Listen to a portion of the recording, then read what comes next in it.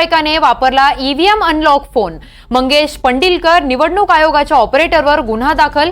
उमेदवारांचे जबाब नोंदवलेले आहेत, तर लवकरच अटक वॉरंटही जारी करण्यात येणार आहे। तर ईव्हीएम अनलॉक करणारा फोन वापरत असल्याचं निदर्शनास आल्यानं ही कार्यवाही करण्यात येणार आहे। तर अतिशय महत्त्वाची बातमी आहे, वायकरांच्या नातेवाईकाने ईव्हीएम अनलॉक फोन वापरल्याचं समजतं आहे। तर या संदर्भात मंगेश पंडिलकर आणि निवडणूक आयोगाच्या ऑपरेटरवर देखील गुन्हा दाखल करण्यात आलेला आहे।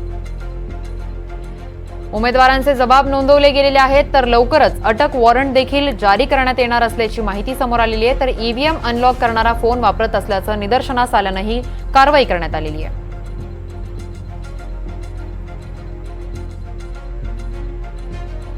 तर या संदर्भात अधिकची माहिती देण्यासाठी आमचे प्रतिनिधी अभिषेक मुठाळ आपल्यासोबत जोडल्या गेलेत।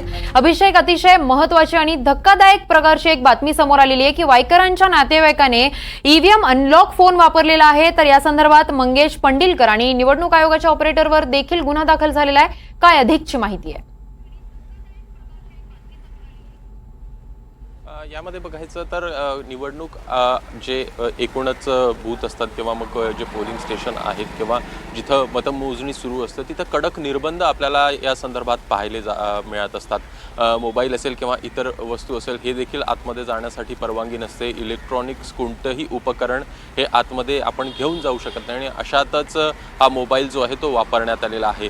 हा मोबाईल जर का बघायचा तर तो ईव्हीएम ज्या यांनी अनलॉक करतात, ज्याच्या थ्रू जे OTP आहे तो टाकून अनलॉक केला जातो, तो हा मोबाईल होता आणि हा मोबाईल जो आहे तो एका निवडणूक आयोगाच्या अधिकाऱ्यांकडूनच देण्यात आल्याचं यामध्ये स्पष्ट होतं आणि त्यांच्या विरोधात देखील या संदर्भात गुन्हा दाखल झालेला आहे। एन्कोर ऑपरेटर जे आहेत त्यांच्या विरोधात गुन्हा दाखल झाला आहे। सोबतच जे वायकर आहेत त्यांचे नातेवाईक आहेत मंगेश पंडिलकर यांच्या विरोधात देखील गुन्हा दाखल झालेला आहे।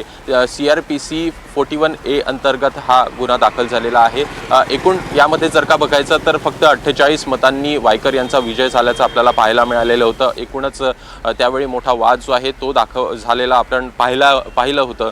यात प्रामुख्यानं जर का बघायचं तर कुठंतरी EVM मध्ये छेडछाड केली आहे का असे देखील प्रश्न जे आहेत ते उपस्थित होत होते।